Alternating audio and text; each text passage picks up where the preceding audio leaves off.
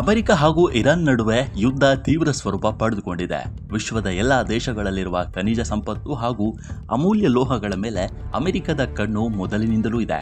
America ಯಾವುದಾದ್ರೂ ದೇಶಕ್ಕೆ ಸಹಾಯ ಮಾಡುತ್ತಿದೆ ಎಂದರೆ ಆ ದೇಶದಿಂದ ದೊಡ್ಡದಾದದ್ದು ಏನನ್ನಾದರೂ ಬಯಸುತ್ತಿದೆ ಎಂದೇ ಅರ್ಥ.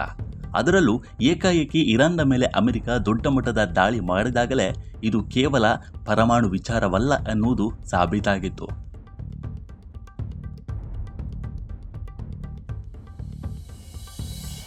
ಮೊದಲು ಸಣ್ಣ ದಾಳಿ ಮಾಡುತ್ತಿದ್ದ ಇಸ್ರೇಲ್ ಇರಾನ್ನ ಮೇಲೆ ಭಾರಿ ದೊಡ್ಡ ದಾಳಿಗಳನ್ನು ಮಾಡುವುದಕ್ಕೆ ಪ್ರಾರಂಭಿಸಿತ್ತು.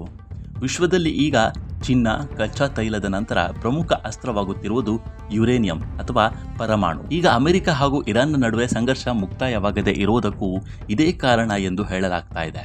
ಹಾಗಾದರೆ ಏನಿದು ಯುರೇನಿಯಂ ಹಾಗೂ ಇದರ ಪ್ರಭಾವ, ಪರಿಣಾಮ ಮತ್ತು ರಚನೆಯ ವಿವರಗಳನ್ನು ಸರಳವಾಗಿ ವಿವರಿಸುವ ಪ್ರಯತ್ನ ಮಾಡಿದ್ದೇವೆ.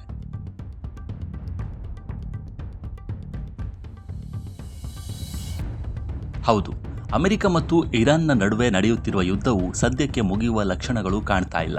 ಈ ಯುದ್ಧವನ್ನು ಇರಾನ್ನಲ್ಲಿ ಪರಮಾಣು ಶಸ್ತ್ರಾಸ್ತ್ರ ತಯಾರಿಕೆ ತಡೆಯುವ ಉದ್ದೇಶದಿಂದ ಪ್ರಾರಂಭಿಸಿರುವುದಾಗಿ ಮೊದಲು ಅಮೆರಿಕ ಹೇಳಿಕೊಂಡರೂ ಇದರ ಲೆಕ್ಕಾಚಾರ ಯುರೇನಿಯಂ ಸಂಪತ್ತು ಆಗಿರುವ ಸಾಧ್ಯತೆ ಇದೆ ಎನ್ನುವ ಬಗ್ಗೆ ಈಗ ಚರ್ಚೆಗಳು ಶುರುವಾಗಿದೆ.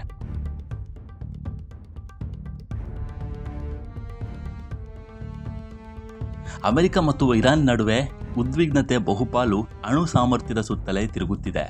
ಇರಾನ್ನ ಕೇಂದ್ರ ಭಾಗದಲ್ಲಿರುವ ಯುರೇನಿಯಂ ಸಹಜವಾಗಿ ಅಣುಶಕ್ತಿ ಉತ್ಪಾದನೆಗೂ ಹಾಗೂ ಹೆಚ್ಚಿನ ಶುದ್ಧತೆಯಲ್ಲಿ ಅಣ್ವಸ್ತ್ರಗಳಿಗೂ ಬಳಸಲಾಗುತ್ತೆ. ಯುರೇನಿಯಂ ಒಂದು ಭಾರವಾದ ಲೋಹ. ಇದರ ಆಟಮಿಕ್ ಸಂಖ್ಯೆ 92, ಅಂದರೆ ಅದರ ಕೇಂದ್ರದಲ್ಲಿ 92 ಪ್ರೋಟಾನ್ಗಳು ಇರುತ್ತವೆ. ಇದನ್ನು 1789ರಲ್ಲಿ ಮಾರ್ಟಿನ್ ಹೆನ್ರಿಚ್ ಕ್ಲಾಪ್ರೂತ್ ಎಂಬ ವಿಜ್ಞಾನಿ ಜರ್ಮನಿಯಲ್ಲಿ ಕಂಡುಹಿಡಿದರು. ಇದು ಭೂಮಿಯ ಕಲ್ಲು ಮಣ್ಣುಗಳಲ್ಲಿ ಸಹಜವಾಗಿ ದೊರೆಯುತ್ತೆ.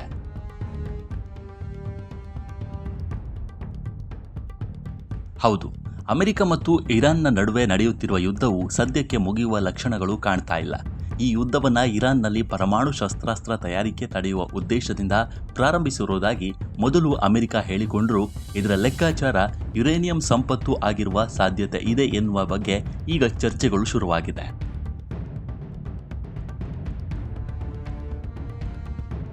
ಕಜಕಿಸ್ತಾನ್, ಕೆನಡಾ, ಆಸ್ಟ್ರೇಲಿಯಾ ಮುಂತಾದ ದೇಶಗಳಲ್ಲಿ ಹೆಚ್ಚಿನ ಪ್ರಮಾಣದಲ್ಲಿ ಇದೆ. ಮಧ್ಯಪ್ರಾಚ್ಯದಲ್ಲಿ ಕಚ್ಚಾ ತೈಲದೊಂದಿಗೆ ಅಪಾರ ಖನಿಜ ಸಂಪತ್ತಿನ ವಿಚಾರವು ಇದೀಗ ಚರ್ಚೆಗೆ ಕಾರಣವಾಗಿದೆ. ಯುರೇನಿಯಂ ಅಣುಗಳು ಸ್ಥಿರವಾಗಿರುವುದಿಲ್ಲ. ಅವುಗಳ ಕೇಂದ್ರವು ಕೆಲವೊಮ್ಮೆ ಸ್ವಯಂವಾಗಿ ಒಡೆಯುತ್ತವೆ ಅಥವಾ ವಿಘಟಿತವಾಗುತ್ತೆ. ಆಗ ಶಕ್ತಿ ಮತ್ತು ಕಣಗಳು ಹೊರಬರುತ್ತವೆ. ಇದನ್ನೇ ರೇಡಿಯೋ ಆಕ್ಟಿವಿಟಿ ಎಂದು ಕರೆಯಲಾಗುತ್ತೆ. ಇದನ್ನು ಒಂದು ದುರ್ಬಲ ಬ್ಲಾಕ್ಗಳ ಗೋಪುರ ಕುಸಿಯುವಂತೆ ಊಹಿಸಿಕೊಳ್ಳಬಹುದಾಗಿದೆ. ಈ ಕಾರಣದಿಂದಲೇ ಅಮೆರಿಕ ಇದೀಗ ಇರಾನ್ನ ಮೇಲೆ ದಂಡೆತ್ತಿ ಹೋಗಿದೆಯಾ ಅನ್ನೋ ಬಗ್ಗೆ ಚರ್ಚೆಗಳು ಜೋರಾಗಿ ನಡೀತಾ ಇದೆ. ಈ ಬಗ್ಗೆ ನಿಮ್ಮ ಅಭಿಪ್ರಾಯವೇನು ಅನ್ನೋದನ್ನು ಕಾಮೆಂಟ್ ಮಾಡಿ.